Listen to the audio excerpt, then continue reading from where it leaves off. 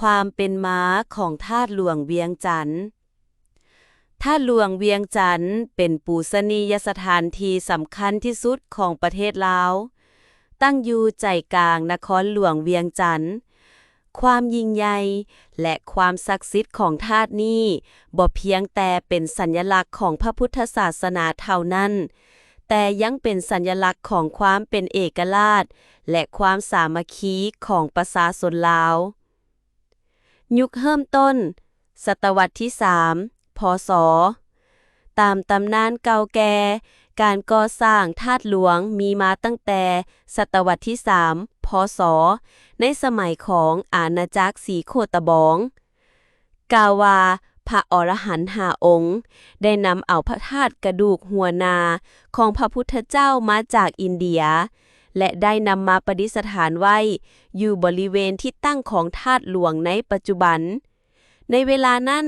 ได้มีการสร้างสิ่งก่อสร้างขนาดน้อยเป็นรูปเจดีย์เพื่อบรรจุพระธาตุดังกล่าวการสร้างคืนใหม่ครั้งใหญ่ศตวรรษที่16 ค.ศ. ประวัติการก่อสร้างที่สำคัญที่สุดของธาตุหลวงแม้นในศตวรรษที่16ในสมัยของพระเจ้าไสยเศรษฐาธิราชหลังจากที่พระองค์ได้ยกย้ายนครหลวงจากหลวงพระบางมาที่เวียงจันทน์พระองค์ก็ได้สั่งให้ซ่อมแปลงและก่อสร้างธาตุหลวงขึ้นใหม่ปีค.ศ. 1566ได้มีการเริ่มก่อสร้างธาตุหลวงขึ้นใหม่อย่างยิ่งใหญ่โดยได้มีการออกแบบให้เป็นธาตุที่งดงามและใหญ่กว่าเดิมการออกแบบธาตุหลวงถือออกแบบให้มีลักษณะ3สั้นลุ่มเป็นบริเวณระเบียงวัดวาสั้นกลางมีหลายดอกบัวและสั้นเทิงเป็นยอดธาตุเป็นรูปทรงดอกบัวตูมที่แสดงถึงความบริสุทธิ์และปัญญาของพระพุทธเจ้าพร้อมกันนั้นยังมีการสร้างกำแพงวัดอ้อมรอบซึ่งมีลักษณะคล้ายคือกับรูปสี่เหลี่ยมที่อ้อมรอบบริเวณธาตุหลวงยุคสมัยใหม่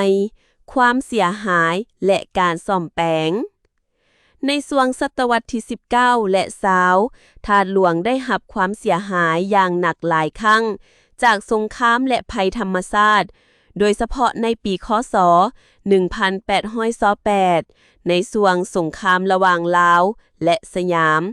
ในสงครามครั้งนั้นกองทัพสยามได้เข้ามาโจมตีและทำลายเมืองเวียงจันทน์เฮ็ดให้ธาตุหลวงถูกปะละทิ่มและเป๋เพลงหลังจากนั้นได้มีการซ่อมแปลงหลายครั้งแต่การซ่อมแปลงครั้งใหญ่ที่สุดแม้นในปีค.ศ.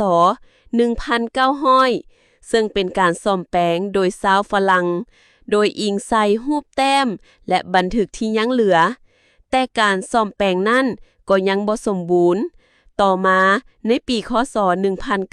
1930ได้มีการซ่อมแปลงคืนใหม่อีกครั้งให้กลับคืนสู่รูปทรงเดิมที่งดงามและเป็นที่เห็นกันอยู่ในปัจจุบันธาตุหลวงในปัจจุบันทุกมื้อนี้ธาตุหลวงได้กลายเป็นศูนย์กลางทางด้านพุทธศาสนาและวัฒนธรรมที่สำคัญของชาติลาวทุกๆปีในเดือน12เพ็งประมาณเดือนพฤศจิกจะมีการจัดงานบุญนมัสการพระธาตุหลวงอย่างยิ่งใหญ่ซึ่งดึงดูดชาวพุทธจากทั่วประเทศและนักท่องเที่ยวต่างชาติมาเข้าร่วม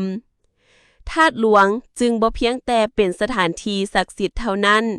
แต่ยังเป็นตัวแทนของประวัติศาสตร์วัฒนธรรมและความเชื่อที่เป็นเอกลักษณ์ของประชาชนลาว